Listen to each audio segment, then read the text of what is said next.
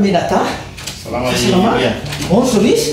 Ry, fa ino tataonao ro entina ka raha tsy tsenany mahery fotsika. Aina aloha ary aloha nipetraka kefa.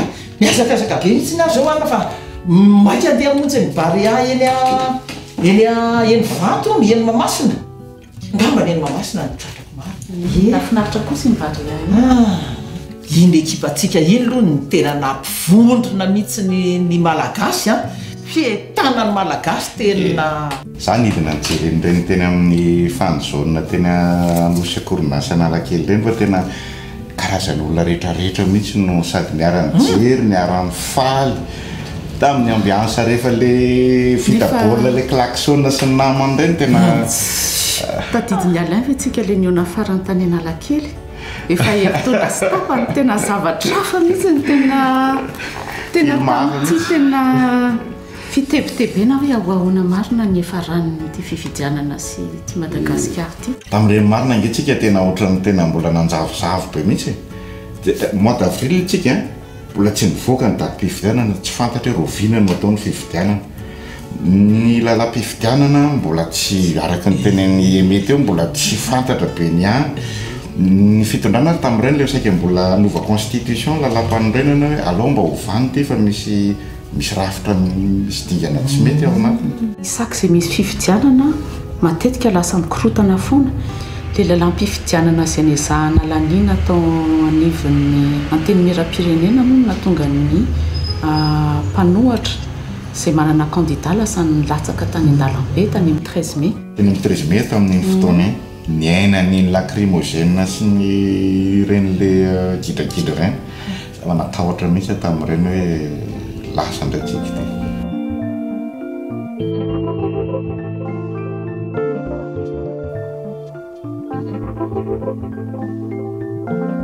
21 avril, dans le centre-ville de la capitale, Antananarivo. Des députés issus de différents partis politiques se donnent rendez-vous avec leurs partisans sur l'avenue de l'Indépendance Analakely afin de manifester leur opposition aux nouvelles lois électorales.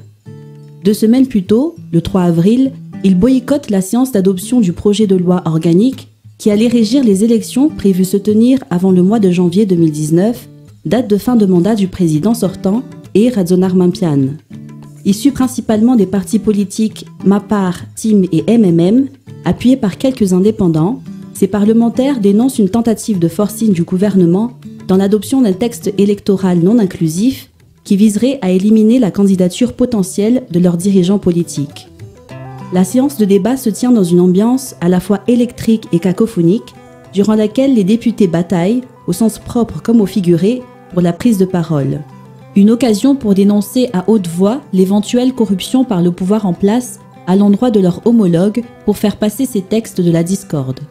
Un désordre qui a finalement amené le président de l'Assemblée nationale à recourir aux services de sécurité pour établir l'ordre, mais cette intrusion d'hommes entrés dans le temple de la démocratie a davantage envenimé les tensions entre les deux camps. Les lois électorales seront finalement adoptées par les députés proches du gouvernement, ayant poursuivi la séance plénière, malgré la polémique sur leur nombre. Bien décidés de tenir leur rassemblement sur la place du 13 mai, malgré l'interdiction de la préfecture, les 73 députés de l'opposition, qui se sont baptisés députés pour le changement, se heurtent aux forces de sécurité qui bloquent tous les accès à l'avenue de l'Indépendance. Les tentatives de négociation laissent la place à des échauffourées et affrontements violents entre manifestants et militaires. Bilan des manifestations, 1 décès, une dizaine de blessés et de nombreux mobiliers urbains dégradés. Cet événement du 21 avril constitue donc le point de départ de la première crise préélectorale de Madagascar et la 5e crise politique de son histoire. Donc mai 72 à Madagascar. Donc cela fait suite à l'élection du président de l'époque, Philbert Tirane, qui avait récolté un nombre important. Mais on peut voir que les résultats, il y a lieu de s'interroger si cela reflète la réalité. Après l'élection de 1989, il y a eu également des manifestations de l'opposition qui ont contesté le résultat, qui ont abouti à une marche le 10 août 1991 sur le palais d'État Yavlou et qui se soldait par des morts. Après une élection présidentielle en 2001, donc 2001, il y a eu une crise qui a duré 6 mois et cela donc a connu des violences assez importantes où le pays a été bloqué pendant ces 6 mois. Après cela, il y a eu donc une élection présidentielle en 2006. Ce n'est qu'en 2009 qu'il y a eu des violences. Donc en mars 2009, avec un changement inconstitutionnel, plutôt donc un coup d'État. En réalité, le climat politique était déjà délétère au début de l'année électorale, marqué notamment par des entraves aux activités politiques des anciens présidents Mark Ravalomanen et Hans Radziwiłł par les autorités en place et des manifestations contre le pouvoir lors des tournées présidentielles. L'entretien du flou dans le déclenchement du processus électoral à une période où les préparatifs doivent normalement débuter a rajouté de l'huile sur le feu. Il s'agit principalement de la publication du calendrier électoral et bien entendu l'adoption du code électoral dont le manque de transparence n'a fait que susciter la méfiance et les tensions. Effectivement, dans le contexte, tout le monde était déjà trop tourné vers l'élection présidentielle qui devait se tenir l'année de 2018. Donc en tout cas, c'était des différends vraiment politiques, sans tenir compte vraiment du texte en soi. Mais le fait de contester de ce qui est proposé par des gens qui ne sont pas de même bord politique.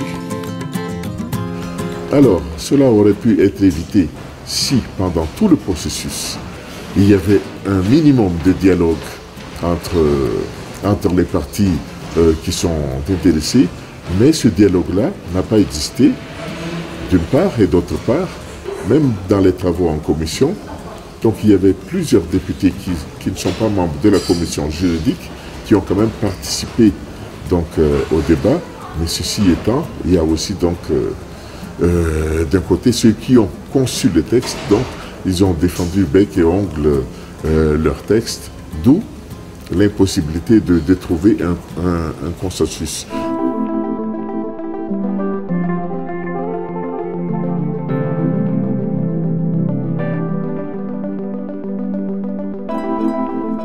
Parmi les principales sources de conflits figurent des articles rajoutés unilatéralement par l'exécutif et l'impasse sur plusieurs propositions émanant des travaux consultatifs.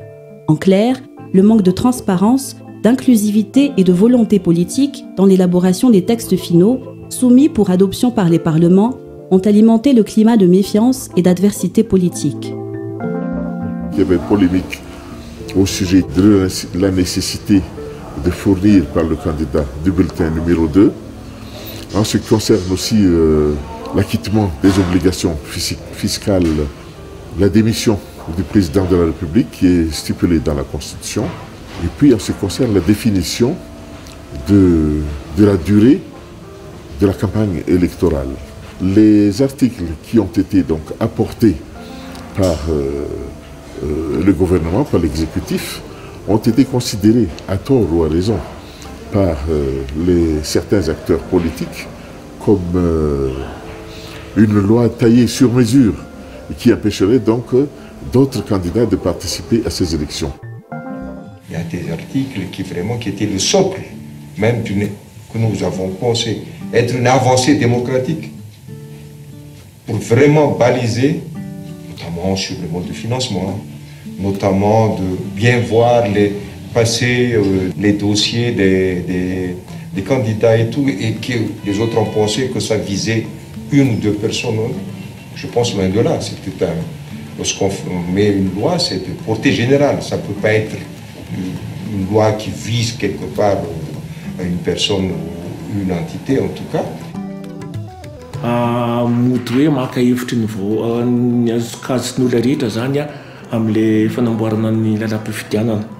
Mody alaina zany zay zany fivoriam-be comité consultatif natsangana tamin'ny faraparan'ny taona 7/10 dia avy eo nitoiziny comité interministériel zany nanamboarana ny lalàna amin'ny fiain'ny fifidianana dia hatreo ihany zany. Mody nalaina zany ny hevitry ny acteur rehetra, ny mikatroka rehetra, fa avy eo zay tiany ihany nataony rehefa avy eo. Iny avy eo lazana fa hoe tena hoe efa nalaina daholo ny hevitry ny rehetra. Nasotrany hoe misy fitaka zany ao ambadika zany. Après 3 mois de crise politico-institutionnelle, la Haute Cour constitutionnelle met un terme au bras de fer juridique et politique entre les pro- et anti-lois électorales en statuant sur la mise en place d'un gouvernement de consensus ayant pour mission d'organiser les élections et en supprimant ou en balisant plusieurs articles, dont ceux qui ont suscité les polémiques, lors du contrôle de constitutionnalité. La présidentielle est alors annoncée pour le 7 novembre et le 19 décembre en cas de second tour. Le processus électoral fait cependant face à d'autres menaces.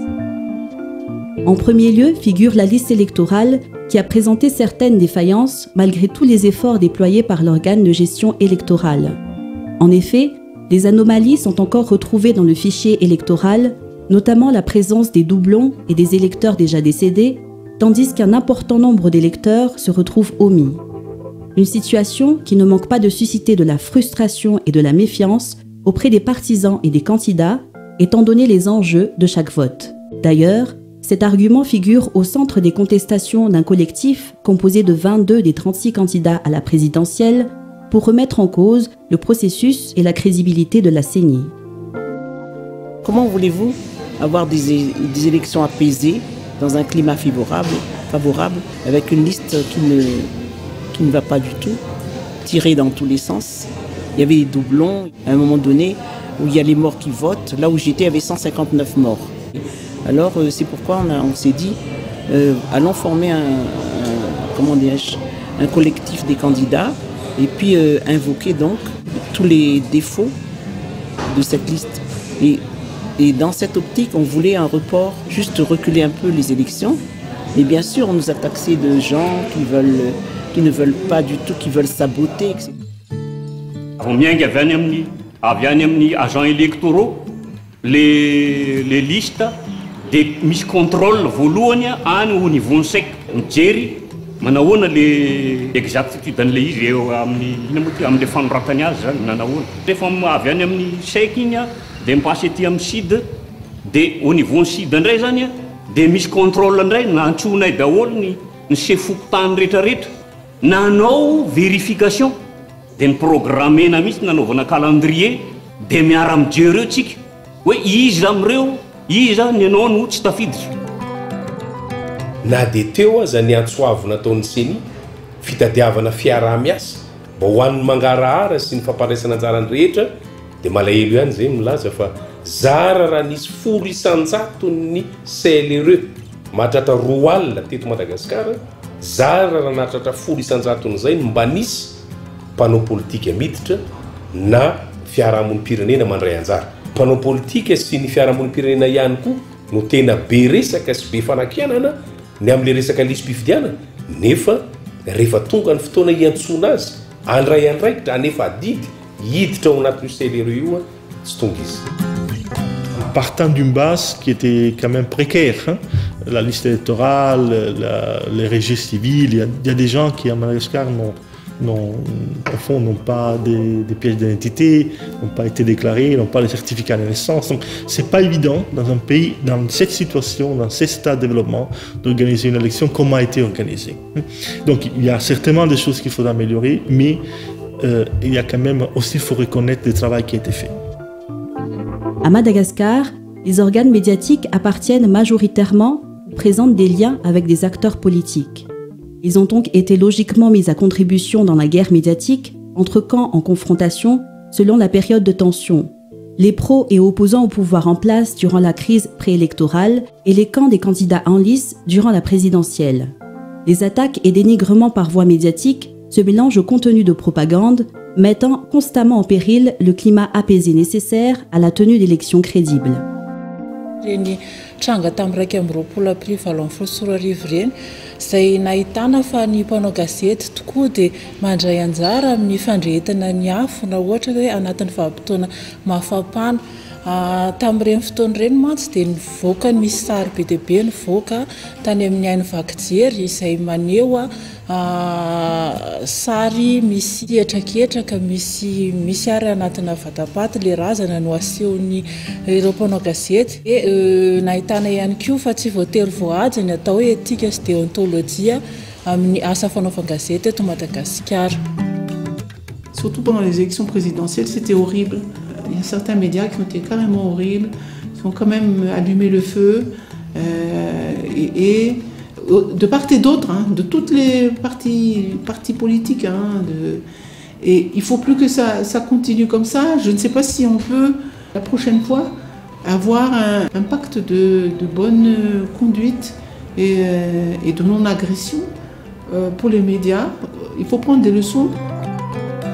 Chaque anomalie et défaillance constatée dans la gestion du processus électoral offre une occasion pour les acteurs politiques et électoraux en général de remettre en cause les institutions électorales, et ce, afin de justifier leurs résultats. Cependant, les reproches faits à la CENI et à la HCC dépassent souvent les simples revendications et font place à diverses dérives, accusations sans fondement et autres dénigrements. Malgré cela, les organes de gestion électorale ont fait le choix de ne pas recourir aux articles sanctionnant les candidats réfractaires pour des raisons d'apaisement. Bon, effectivement, on n'a pas appliqué lors de l'élection présidentielle, franchement pour des raisons d'apaisement, ne pas s'engager dans un mécanisme de polémique. La situation était déjà suffisamment tendue, mais comme j'ai eu l'occasion de le dire, Yann nous dit qu'on ne va pas l'appliquer pour les législatives où on se trouve dans un autre contexte. On n'avait pas passé par cette voie-là pour assurer tout simplement le calme, la paisibilité des élections. Puisque, figurez-vous, si on va disqualifier donc un candidat potentiel, mais qu'est-ce que ça va apporter pour Madagascar? Il va y avoir les partisans de ce candidat-là qui sont pas des simples partisans, mais des fanatiques qui va apporter des problèmes pour tout le pays. Au regard du contexte politique tendu tout au long du processus électoral, rien ne prédestinait ces élections, en particulier la présidentielle, à bénéficier d'une issue favorable. Les menaces sont multiples et varient selon la phase du processus. Elles émanent autant des candidats et leur camp politique, de l'environnement électoral que de la gestion des opérations électorales elles-mêmes. Ataoko hoe tsy dia mahafehy loatra ny lalàna mikasika ny fifidianana sy ny andraikiny ireo mpikirakira any amin'ny birao fandatsaham-bato isa-tsokajiny dia mora amin'ireo mpanao politika sy ny kandida sasany no manao ny kolikoly amin'izy ireny ary dia zany nahitana ny ataontsika hoe ny fitanana an-tsoratra ny fifidianana misy kosokosoka miova ampina zany hoe tena fandikan-dalàna pénal tsotra zao.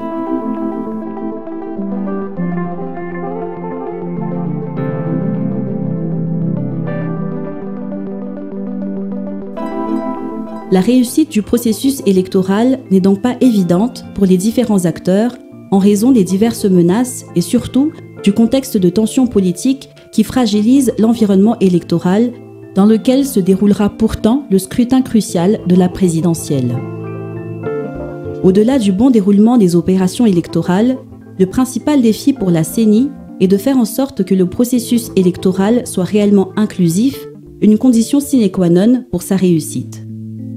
Ny fampandraisana anjara ny rehetra zany atao anatin'ny dingana rehetra mandritra ny zotra-pifidianana dia anisan'ny fanamby lehibe napetraka ny CENI satria resy lahatra ny CENI fa tsy hisy ny fifidianana ho ara-drariny andeha araka amin'izay ahitana ny tena safidim-bahoaka marina ao anatin'ny fahamarinana ao anatin'ny ara-dalàna raha tsy misy ny fandraisana anjara ny rehetra izay voakasiky ny fifidianana amin'izany fanatanterahana ny fifidianana zany. Par rapport à son rôle d'institution électorale et constitutionnelle, la HCC s'est donnée pour mission impérative de faire respecter les délais prescrits par la Constitution, mais également de changer les perceptions et représentations négatives des élections à Madagascar. D'organiser des élections dans les délais prévus par la Constitution, et notamment la mise en place d'un nouveau président de la République au mois de janvier, avant la fin officielle du mandat du président sortant, d'organiser des élections crédibles et acceptées. Il fallait que Madagascar sorte de cette psychose et d'assimiler les élections à des crises politiques. L'observation de la neutralité et le maintien de l'ordre sans être considéré comme une force de répression restent les principaux défis pour les militaires en temps de crise et d'instabilité politique. Des cas de politisation relevés dans le passé, bien qu'exceptionnels, montrent que la famille de la Grande Muette doit toujours faire preuve de vigilance et de professionnalisme durant ces périodes sensibles. À Madagascar, les forces de sécurité, je dirais plutôt, sont toujours neutres. C'est vrai qu'il y a des dérives, mais ces dérives, comme je le cite le cas de 2009 par exemple, ces dérives sont des actes isolés et ça ne compte que pour l'auteur, mais ce n'est pas de la part de détenteurs de commandement. La Haute Cour constitutionnelle a statué sur la mise en place d'un gouvernement de consensus entre les différents protagonistes de la crise pour mettre un terme au bras de fer politique. Une cohabitation qui ne s'annonçait pas évidente, d'autant plus qu'elle a pour principale mission l'organisation de l'élection présidentielle, durant laquelle s'affronteront leurs leaders politiques respectifs et la continuité de la gestion des affaires de l'État. Même ceux qui ont fait la Constitution n'avaient jamais pensé qu'il y aura un gouvernement de consensus qui sera là avec un président d'intérim. Et moi, dans cette démarche, peut-être que je n'ai pas réussi dans tous les domaines, mais j'ai fait le grand effort pour rester et donner l'exemple de cette demande de neutralité pour le bien de la nation. Sinon, je n'aurais pas tenu par rapport aux problématiques engendrées par ce gouvernement, par des ministres qui étaient là, mais vraiment à chaque fois, c'est pour son parti. Mais au niveau économique et partenariat économique, ils ont levé le pied en disant non, on attend. On ne sait pas ce qui va se passer. Donc nous, on attend qu'il y ait un nouveau président élu. En tant qu'institution en charge de la réconciliation nationale, la préservation de la paix sociale et par extension, la mise en place d'un environnement apaisé avant, pendant et après les élections constitue la principale préoccupation du CFM. À cet égard, des efforts sont entrepris afin de prévenir une crise post-électorale potentiellement fatale pour Madagascar.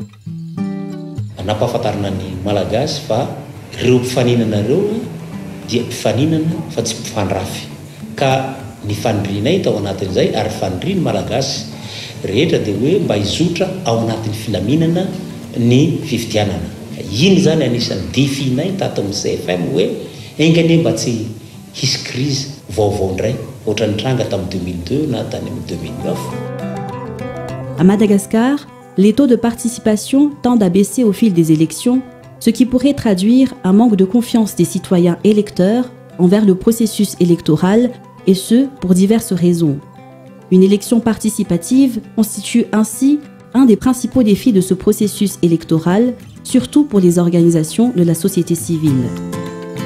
De redonner confiance aux citoyens dans le processus électoral et la capacité d'un processus électoral à être un mécanisme finalement de résolution de conflits. Et là, l'enjeu, c'était vraiment d'aller au-delà de cette perte de confiance, notamment à travers la participation au jour du vote, en sachant que les perceptions de la politique étaient assez négatives déjà. L'implication de la communauté internationale dans le cadre de la résolution d'une crise politique et électorale n'est pas toujours aisée, notamment en ce qui concerne la cohésion des pays intervenant dans ce processus. Malgré le principe de subsidiarité et le leadership des organisations régionales, il reste toujours difficile d'obtenir une intervention solidaire et commune de la communauté internationale. De ramener aussi la communauté internationale autour du GISM, du groupe international de soutien, et nous avons eu différentes réunions pour avoir le même langage auprès des acteurs politiques. Il faut dire qu'à Madagascar, justement, il y a cette solidarité de la communauté internationale. Cette cohésion aussi d'une vision commune de la communauté internationale. C'est pas souvent qu'on a une vision commune de la communauté internationale pour un pays. Souvent, la communauté internationale elle-même est divisée, ce qui n'arrange pas aussi les États qui préparent les élections. Vous voyez ? La réussite du processus électoral de 2018-2019 constitue une importante préoccupation pour la communauté internationale qui, en réalité, a appuyé les parties prenantes bien avant l'année électorale. les acteurs politiques ont notamment bénéficié d'un appui spécifique en matière de pratiques démocratiques, des initiatives destinées à prévenir un scrutin conflictuel et chrysogène. Il y a eu les actions pour renforcer les capacités des partis politiques qui étaient vraiment nécessaires pour qu'ils comprennent même comment agir pour aller vers une élection. Pour les Nations Unies, il y a eu une série d'actions qui a préparé le terrain jusqu'aux élections, mais ça n'a pas fait qu'on n'a pas évité la crise préélectorale, mais je pense que tous ces efforts ont aidé, et aussi avec les efforts qui ont été menés quand on a eu cette crise.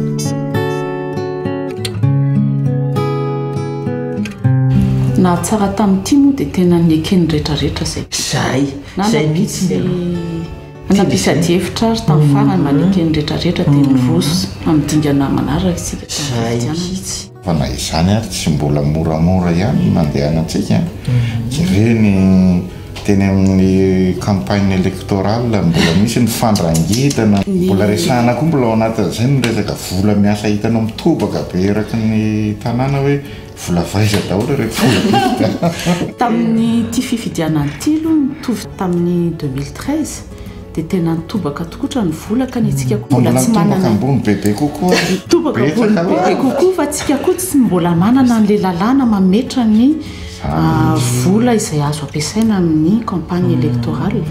Zay ny zao le resahany mety eo e anisan'le nisy fepetra tokony raisina tao anatin'ny lalam-pifidianana mba famerana vola hoentina miasa amin'ny fifidianana izay indrindra tsy mivoaka mihitsy fa dia mifafa misy teboka maromaro amin'ny lalàn'ny mpifidianana io avy amin'ny fiarahamonim-pirenena amin'iny famerana ny vola ampiasaina amin'ny rehefa manao fampelezan-kevitra fa misy le katikatsy politika andry zareo mihitsy ny tena tsy mazava ary tena nampidi-doza mihitsy ry zazo lazaina hoe nampidi-doza fa dia zay ny vokany moa dia soa ihany fa dia tafavoaka tanatin'izay romborombo be zay tsika amin'izao fotoana izao. Dia inona moa no tena nahatonga an'ilay izy mba hoe mety ihany?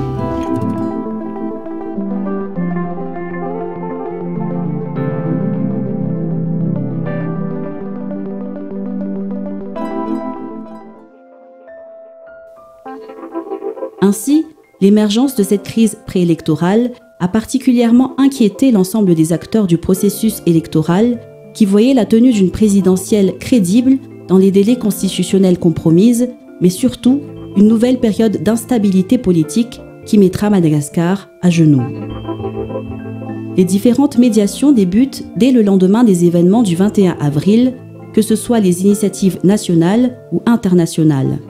Le principal défi reste la mise en place de dialogues entre les camps politiques en confrontation, une mission à la fois complexe et délicate à un moment où les pros et opposants au pouvoir en place adoptent des positions radicales dans leur démarche. Face à ce contexte de tension permanente, différentes réponses sont mises en œuvre par les acteurs clés, une diversité d'initiatives qui a contribué à la tenue d'élections apaisées et par conséquent à prévenir les violences électorales, voire une crise post-électorale. Ainsi, les médiateurs nationaux ont entrepris différents rapprochements et consultations dès l'émergence des situations de conflits politiques et électoraux de manière indépendante mais complémentaire avec la communauté internationale. D'ailleurs, le Conseil œcuménique de l'Église chrétienne ou FFKM fut la seule à réussir à ramener les députés de l'opposition sur la table des négociations qui pourtant refusait catégoriquement tout dialogue avec le pouvoir en place avant le départ du président sortant. Teo alohan'iny aza dia efa nanatona an'ireo heverina ho ray aman-dreny eto amin'ny firenena na ray aman-dreny ara-panjakana, ray aman-dreny ara-panahy, ray aman-dreny ara-drazana, ireo mpanao politika efa nanatona an'ireo zahay satria ao anatin'ny andraikitray ny manao fisorohana na disadisa na prévention de conflit. Nipoka moa izy igny tamin'ny volana avril manoloana an'izay tia nanarena andraikitsay zahay mba hamahana ny olana mitranga eto.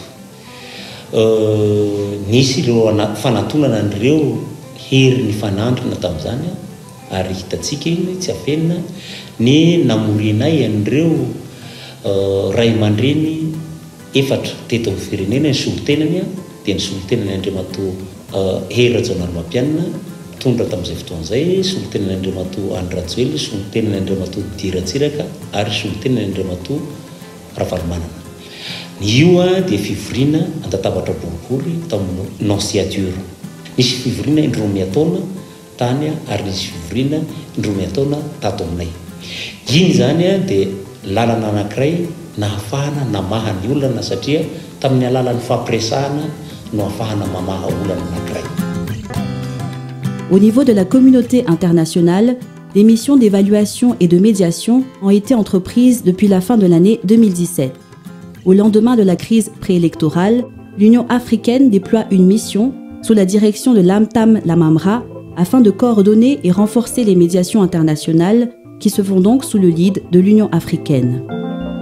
À cette occasion, il est épaulé par les envoyés spéciaux de la SADC, de l'Union européenne et de l'ONU. À force de les impliquer pour la résolution de cette crise, à force de parler aux uns et aux autres, de leur amener, se concerter, on a eu plusieurs réunions durant ces 3 mois, mais vraiment travailler jour et nuit avec les différents partis politiques. C'était un moment, une période quand même très très chaude. Donc c'est grâce justement au rôle de facilitateur que l'Union africaine a joué, qui a permis de ramener tout le monde autour d'une table pour pouvoir donc résoudre cette crise. Fort heureusement, les acteurs politiques malagasy ont été quand même très intelligents et ils ont voulu surpasser leurs différends. Il y a le quartet, je veux dire le SADC avec Chissano, les Nations Unies avec Pateli et l'Union africaine avec la Mamra, ils sont venus, et nous aussi, notre directeur, managing director, Koen Verwijk était ici. Et le 4, donc avec la délégation, on a participé à la médiation, aux négociations de pourparlers avec les acteurs majeurs. Il y a eu du pourparler bilatéral et ils ont parlé directement entre eux, sans ou avec nous. En même temps, nous avons soutenu aussi les efforts parce que la solution doit être une solution malgache, ça c'était notre conviction. Saisie à différentes reprises, autant par les députés de l'opposition que par les tenants du pouvoir, la Haute Cour constitutionnelle met un terme à la crise préélectorale à travers sa décision numéro 18-HCC/D3 du 25 mai, qui fait suite à la requête en déchéance du président sortant déposée par les députés pour le changement, et ce, en raison de carences dans la mise en place de la Haute Cour de justice. La HCC décide ainsi de maintenir le chef de l'État en place, mais d'ordonner la mise en place d'un gouvernement de consensus, d'imposer à l'exécutif de finaliser dans les plus brefs délais la mise en place de la Haute Cour de justice et l'organisation de présidentielles anticipées.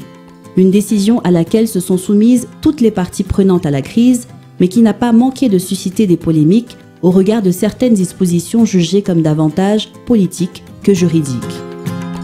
La Haute Cour constitutionnelle intervient, si vous voulez, vraiment en dernier recours. Il faut bien jouer ce rôle de médiateur lorsque les autres n'arrivent pas à réconcilier les différentes parties. Mais quoi qu'il en soit, vous savez, on a quand même travaillé de concert avec les médiateurs internationaux, les médiateurs nationaux. C'est sur la base des rapports, des informations fournies par ces différents médiateurs et avec l'appui également des forces de défense et de sécurité, l'appui des églises, l'appui des autorités traditionnelles, que la décision finale prise par la Haute Cour constitutionnelle a été celle qui est sortie. Il faut rappeler que la Haute Cour constitutionnelle a un rôle de régulation des institutions. Et justement, vous savez, en 2015, il y avait eu une réunion de la conférence des juridictions constitutionnelles africaines, justement sur ces thématiques. Et la résolution finale, c'est qu'il fallait que les cours constitutionnelles africaines osent engager un processus d'apaisement, quitte à être perçu comme sortant un peu de leur rôle traditionnel, mais l'essentiel donc étant un rôle de prévention des crises politiques. Et c'est un peu dans ce sens-là qu'on a travaillé en poussant les politiques à prendre leurs responsabilités. Parce que, vous savez, à l'époque, Les politiques ne sont pas arrivés à un accord, ça commençait à s'enliser, etc. Il y a eu un commencement de rumeurs, de coups d'État militaires, etc. Donc il fallait éviter tout ça. La résolution de la crise préélectorale n'est pas du ressort exclusif des médiateurs nationaux et internationaux, puisque les autres acteurs du processus électoral ont également apporté leur contribution, en l'occurrence la CENI et les forces de sécurité. La commission électorale multiplie effectivement les initiatives de dialogue afin de préserver les acquis et efforts déjà entrepris depuis 2016, tandis que les militaires font pression sur les politiques à travers des interventions médiatiques pour l'établissement d'un consensus et ainsi éviter de replonger le pays dans une situation de chaos.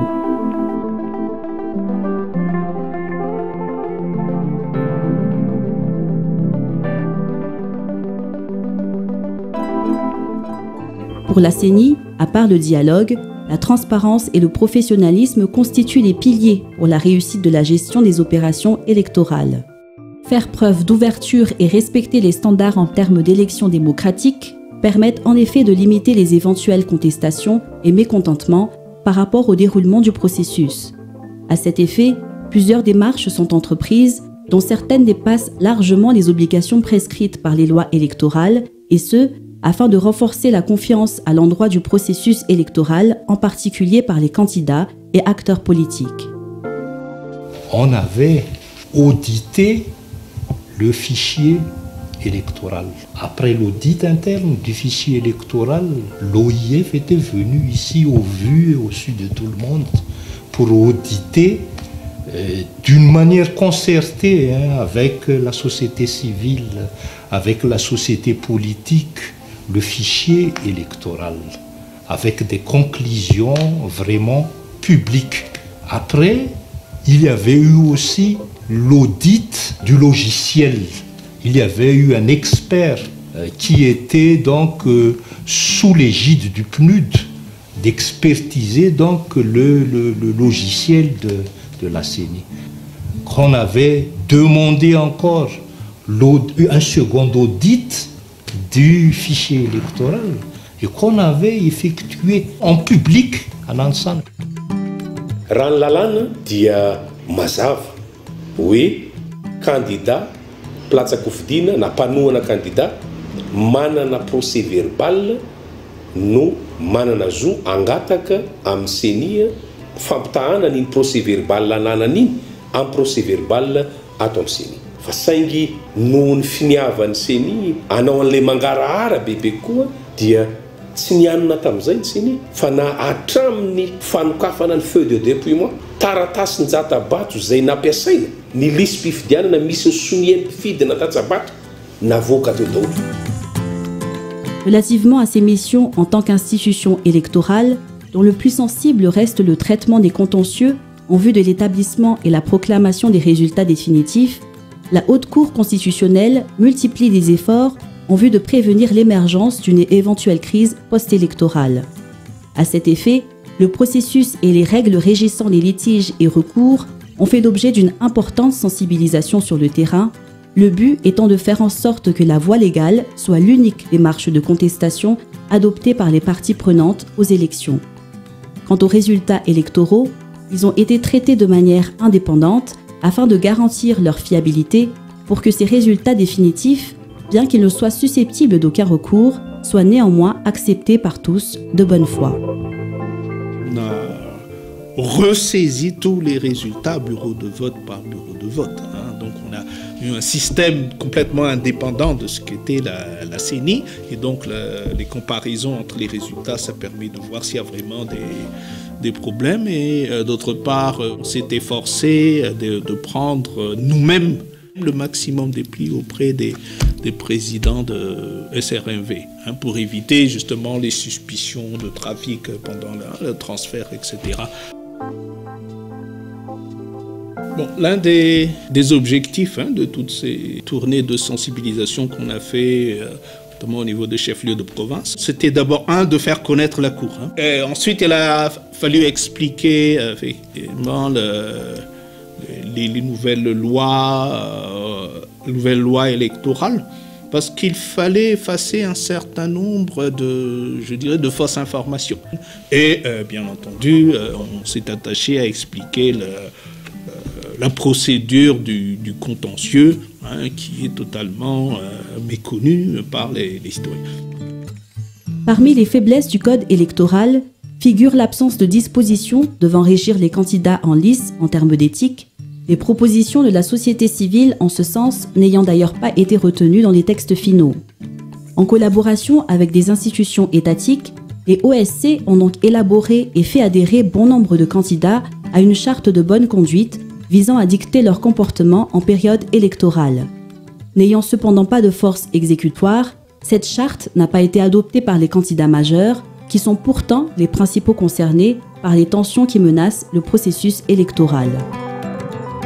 La mise en place d'un environnement sécuritaire favorable aux élections constitue la priorité des forces de sécurité, notamment en milieu rural, largement dégradées par les actes de banditisme liés aux ébus. Leur mission dans la sécurisation du processus électoral s'annonce également ardue, compte tenu du contexte de tension et d'adversité entre les camps politiques, nécessitant par conséquent la mobilisation de toutes les ressources. Tsy maintsy nanao ny etsika antsoina hoe opération mandio. Ny tanjona tamin'izany dia nafahana nampitsahatra na nampiena farafaratsiny ireo fandikan-dalàna maro isan-karazany ahitana herisetra amin'ny lafiny resaka filaminana ambanivohitra zany eto anatin'ny andron'ny fifidianana zany dia tsy maintsy nampitomboina isa ireo zandary izay niandraikitra mivantana ny fiambenana ireo toerana anaovana fifidianana fa indrindra koa iambenana ny mpifidy. Taorian'izay moa mazava loatra fa ny fiarovana ireo valim-pifidianana rehetra. Iny hatramin'ny fotoana mialohan'ny famoahana ny valim-pifidianana azy dia maro ireo fepetra niraisana amin'ny ankapobeny. Fortement impliquée dans le processus, la communauté internationale n'a pas restreint son appui à la résolution de la crise préélectorale puisqu'elle a accompagné étroitement Madagascar tout au long de ses scrutins présidentiels. Pour preuve, au-delà des activités d'observation et d'appui à la société civile, l'Union européenne, par le biais de ses diplomates résidents, décide de prendre ses responsabilités durant les moments forts de contestation électorale, et ce, afin de s'enquérir des principales revendications des candidats contestataires. Le but étant cependant d'argumenter sur la nécessité de respecter impérativement les principes démocratiques. Les autres partenaires internationaux sont intervenus à travers le projet SACEM en soutien aux opérations électorales, une contribution en moyens qui n'aurait cependant été efficace sans le professionnalisme montré par la CENI. On a créé, en fait, moi et les 3 ambassadeurs résidents de l'Union européenne, c'est celle de France, Allemagne et Royaume-Uni, un groupe d'ambassadeurs ouverts à écouter les différents candidats, à les recevoir. On a eu plusieurs réunions à la résidence, mais toujours répéter un message qui était clair. L'Union européenne n'avait pas de candidats. Notre candidat était la démocratie. On voulait aider Madagascar enfin à laisser à côté une longue période difficile de turbulences politiques liées aux élections. Les Nations Unies ont apporté un appui et ça c'était à travers le projet SACEM qui a mis ensemble l'appui de partenaires. D'ailleurs le projet a eu 4 grands volets, mais il y a eu le plus grand parti, ce sont les opérations électorales. Bien sûr, nous avons pu avoir le succès que nous avons eu à cause du leadership de la CENI. Nous avons trouvé une partie nationale qui était vraiment engagée, qui savait ce qu'il voulait faire et qui avait vraiment la détermination. Compte tenu des défis que présentait cette élection cruciale de 2018, l'Union européenne finance la mise en œuvre d'un projet de prévention de conflits électoraux dénommé PEV Madagascar, ou projet d'appui à la prévention et à la gestion des conflits et violences potentielles liées aux élections à Madagascar.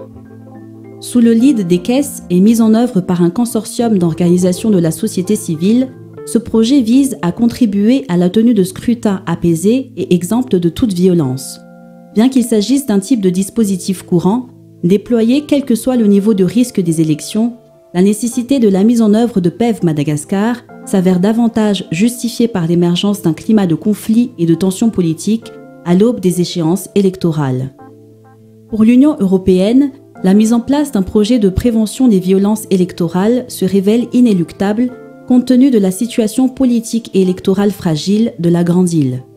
Consciente des enjeux politiques et des défis démocratiques que représentent ces scrutins, elle décide d'agir afin de prévenir l'émergence d'une crise électorale qui sera fatale pour le pays. En fait, bien que Madagascar ne soit pas un pays en guerre ou un conflit violent, mais il a été classé le 55e pays un plus fragile dans le monde. Il a été donc important de soutenir des projets visant à prévenir la violence électorale parce que c'est grave fondamental, le grievances du peuple fondamentaux. On a expérience que la population a tendance à se manifester pendant la période électorale. 2018 qui représente un peu une année clé parce qu'il peut mettre Madagascar dans une voie de consolidation de la démocratie ou le refaire tomber dans une crise. La prévention des violences, donc, c'était très très pertinente. Donc c'est pour ça qu'on a pensé à avoir un projet de ce type et pour répondre à ces craintes de la crise politique à Madagascar, encore une fois, encore pour les élections. Pareillement aux autres projets de prévention de conflits et violences liés aux élections, PEV Madagascar repose sur la mise en place d'un système d'alerte précoce et de réponse rapide. Cependant, le projet se distingue par un dispositif opérationnel sur le long terme, ainsi que sur l'articulation entre toutes les activités sur la base d'une méthodologie développée et adaptée spécifiquement au contexte du pays. Donc on a mis en place un dispositif d'alerte précoce et de réponse rapide en place pendant 1 an et demi, avec aussi une connexion très forte avec tout ce qui est le monitoring des médias. Donc là aussi on peut dire que c'est quelque chose d'assez innovateur d'avoir combiné donc, tout ce qui est monitoring des médias, analyser le discours, le contenu des médias en termes d'informations potentiellement liées aux tensions qui apparaissent dans les médias, mais aussi les médias en tant qu'acteurs potentiels de violence à travers leur discours. Donc tout cela combiné dans un dispositif et basé sur une méthodologie qui a été développée à Madagascar. Je me suis rendu compte qu'à Madagascar, il y a une diversification des outils par le système de remontée de données et également une articulation plus approfondie entre le système de monitoring des médias, de la prévention de conflits, c'est-à-dire monitoring de la violence électorale, et également dans le temps.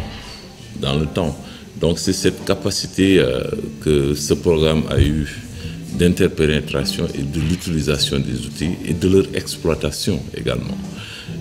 Autre aspect innovant dans ce programme-là, c'est qu'à temps réel, où qu'on puisse être dans le monde, on pouvait être informé de manière très claire sur tout ce qui se passait à Madagascar. Au regard de son histoire, il est vrai que Madagascar n'a pas connu de conflits électoraux violents à grande échelle, mais cela ne signifie aucunement que les différentes crises politico-électorales qui se sont succédées ont été exemptées de violences électorales, principalement assimilées par leurs manifestations physiques. Dans le cadre de sa mission de prévention des conflits liés aux élections, PEV Madagascar accorde un focus particulier sur la violence électorale à travers son activité de monitoring. Le but étant de partager avec les autorités compétentes des renseignements fiables concernant des menaces ou des incidents afin de favoriser une réponse adaptée et rapide et à terme de comprendre la spécificité du phénomène pour le cas de Madagascar et ce afin d'améliorer les processus ultérieurs. Ainsi, l'élection présidentielle a été principalement marquée par des incidents de violence physique. Il s'agissait principalement de la détérioration des affiches électorales et surtout des affrontements entre partisans. Tandis que pour les élections législatives, il s'agissait principalement d'incidents de violence structurelle, c'est-à-dire le non-respect des textes électoraux, principalement des irrégularités, des cas de manquement au fair play électoral, notamment entre candidats, et enfin des cas de manquement à la neutralité de l'administration. Dans sa démarche de prévention et d'appui à la gestion des conflits électoraux, PEV Madagascar privilégie les espaces d'échange et de dialogue afin de permettre à tous les acteurs du processus électoral, notamment au niveau local, de s'exprimer librement sur les différentes problématiques conflictogènes qu'ils rencontrent dans leur localité et surtout de déterminer ensemble des recommandations adaptées à ce contexte local. À cet effet, 2 types de cadres de concertation sont mis en place dans une 50aine de districts de la Grande Île. D'une part, les concertations entre acteurs clés et autorités responsables dans le processus électoral, et d'autre part, des tribunes d'expression et d'échange avec le grand public, en particulier les électeurs. Nandray andraikitra feno ireo mpikambana KMF Knoé amin'ny fanomanana amin'ny fikarakarana sehatra fifanakalozana fifampidiniana eny amin'ny toerana misy azy avy arakaraka ny zava-misy eny fotony arakaraka ny olana ny sedraina teny mba ahafahana mitondra anjara biriky amin'ny famahana izay olana na izay ahina olana mety hitranga manodidina ny tontolon'ny fifidianana. Mizara karazany roa ireo sehatra ireo misy eny anivon'ny fiarahamonina eny anivon'ny olom-pirenena, misy kosa nampionana ireo tompona andraikitra isan-tsokajiny ireo mpiatsehatra rehetra amin'ny tontolon'ny fifidianana. Parmi les principales innovations de ce projet de prévention de conflits figure l'établissement d'une collaboration étroite avec les forces de sécurité, ce qui ne s'avérait pas réellement évidente, étant donné que la coopération des militaires avec des structures civiles est assez exceptionnelle. Elle consiste principalement à appuyer techniquement les forces de l'ordre dans l'exercice de leur mission de sécurisation et à accroître la confiance des citoyens à leur endroit à travers un renforcement de leur collaboration pour une meilleure représentation des militaires durant les élections et la mise en place d'un canal spécifique de transmission de renseignements et d'alerte. Au début, c'était difficile comment on va s'approcher de ces forces. Donc on avait un peu d'appréhension, mais en fait, on a trouvé l'armée, la gendarmerie, la police très ouvertes pour cette collaboration parce que justement, il y avait un intérêt commun qui était de créer plus de confiance entre justement ces forces et les populations, de créer aussi une image plus positive du rôle joué par les forces de sécurité dans le processus électoral et aussi dans tout ce qui est action d'apaisement. On a collaboré avec le projet dans le processus d'élaboration du guide, mais également dans les différentes tournées dans les provinces pour la promotion et la sensibilisation des acteurs dans les provinces. Les impacts de la collaboration étaient vraiment positifs car on a profité du projet pour aussi former nos éléments dans les différentes provinces, c'est-à-dire dans tout Madagascar, sur les conduites à tenir, les mesures à prendre, et le guide a vraiment facilité ce travail-là. Ce qui a marqué la collaboration, c'était le partage de l'interface électronique qui donne à un moment donné, à un moment précis, les incidents qui se passent dans tout le territoire afin de rechercher des solutions ou bien des résolutions pour pallier à ces problèmes-là. On a accès quotidiennement à cette interface-là et on a fait des échanges même par téléphone ou par contact physique avec le PEV par rapport à ces incidents.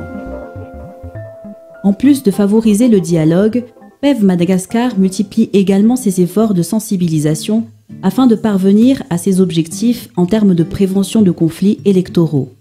À cet effet, 2 niveaux d'activité de sensibilisation sont mis en œuvre, la sensibilisation participative avec les jeunes universitaires et la sensibilisation de masse à travers une variété de produits médiatiques, allant des théâtres radiophoniques à la production de spots télévisés. Le choix d'accorder une attention particulière aux jeunes est principalement justifié par le fait qu'ils sont habituellement manipulés par les politiques dans le cadre des conflits violents. Anisan'ny verimberina ny fitarana ny tanora ny hoe aiza ny sehatra afan'izy ireo mandray andraikitra mifanapahakevitra para-politika. Fantatsika nefany fa ny fifidianana dia anisan'ny sehatra afahana mirotsaka amin'izay fanapahakevitra ara-politika izay.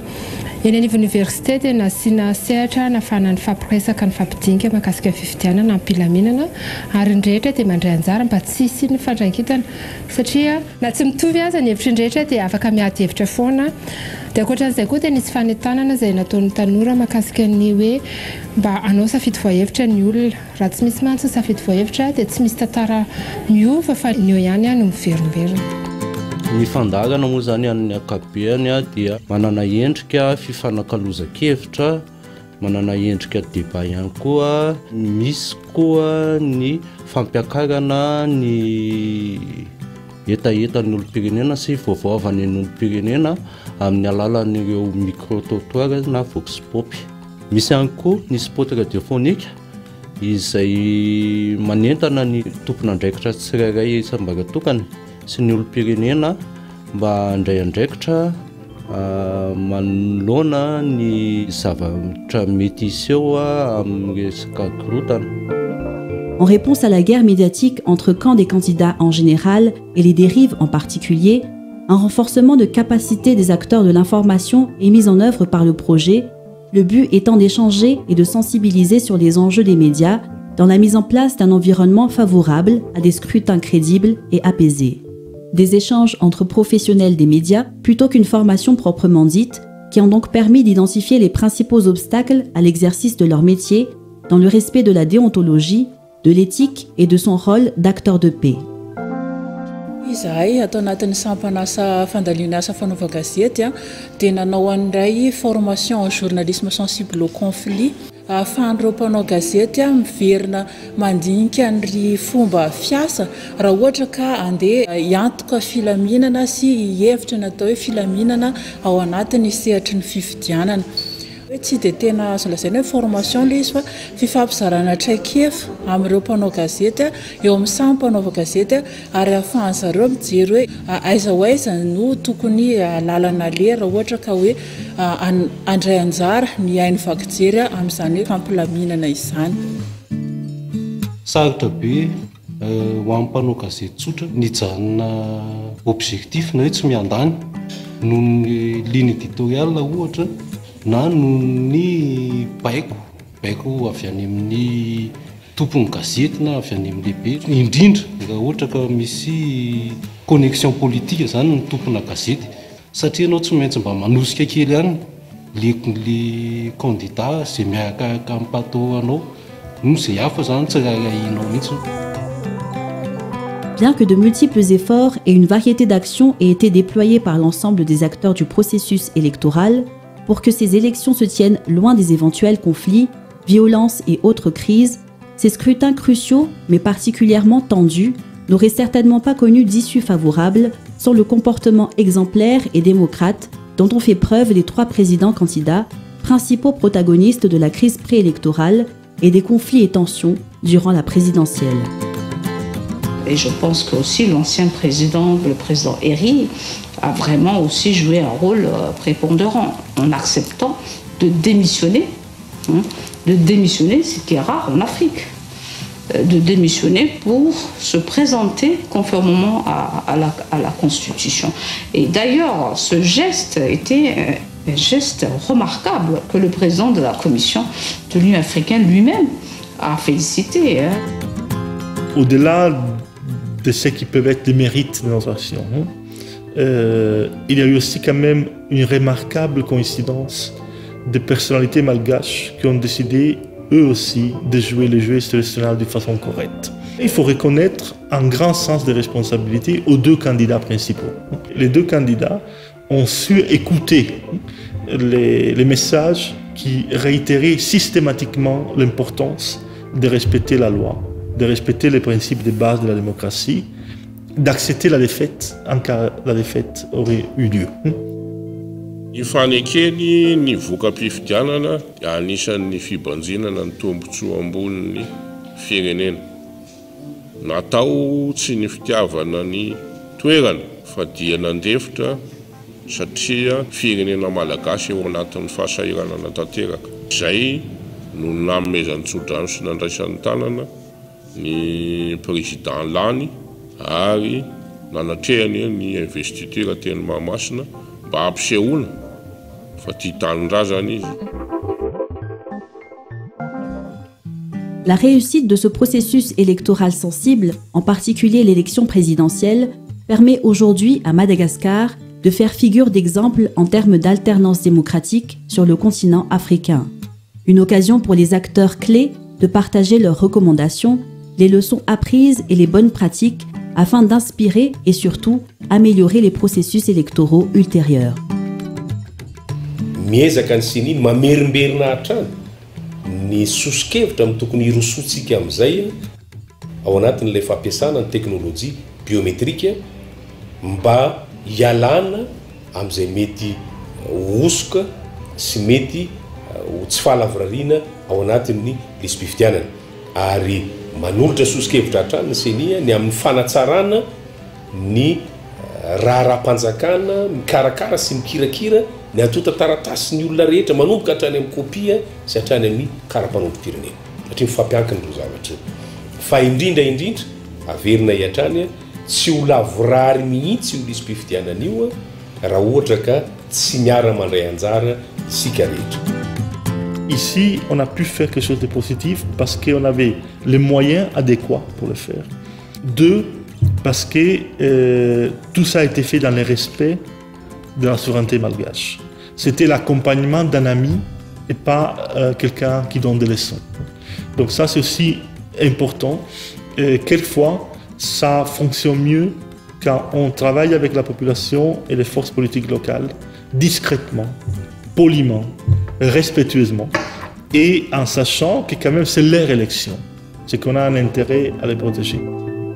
Moi, je demanderais vraiment à la communauté internationale de faire des sessions pour essayer aussi de rehausser la pratique politique à Madagascar.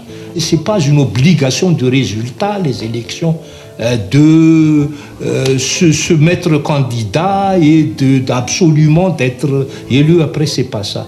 C'est une obligation de moyens qu'il faudrait être là, présenter sa candidature, travailler, apporter des bonnes idées pour que les électeurs puissent après voter pour vous. Si vous êtes élu, c'est bien. Si vous n'êtes pas élu, donc vous allez attendre une autre fois, mais pas créer des histoires pour que le pays va s'embourber dans une situation vraiment catastrophique. L'information, la sensibilisation, c'est vraiment quelque chose d'essentiel. En l'état actuel, s'il vous plaît, de l'électorat à Madagascar, il faut vraiment faire preuve de beaucoup de pédagogie pour arriver à un processus électoral apaisé et surtout pour restaurer la confiance vis-à-vis du processus électoral.